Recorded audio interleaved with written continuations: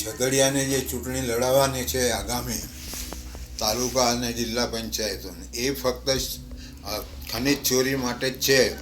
આખી જે ટીમ ઊભી કરી છે બધાએ, એ ખનિજ ચોરી કેવી રીતના કરવી ને અહીંના આદિવાસીઓના બેકાર કેવી રીતના બનાવવા, એ સિવાય એમાં હું બીજું કંઈ જોતો નથી. આ લોકોને જે અત્યારે સત્તામાં છે એને કશી ખબર નથી આની. ફક્ત ને ફક્ત હપ્તા લેવાના, ચોરી કરાવવાની.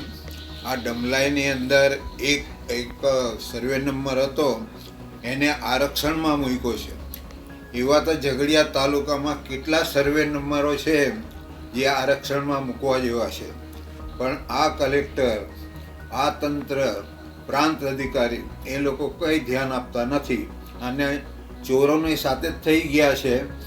એને વારંવાર લોકો રજૂઆત કરે છે, છતાં પણ એ લોકો કોઈ દિવસ એમના કાન ખુલતા નથી અને કશું કરતા નથી. એક દિવસ એવો બળવો થઈ જશે ઝઘડિયામાં કે એ લોકો ભાન ભૂલી જવાના છે. એટલી વાત કરવા માગું છું.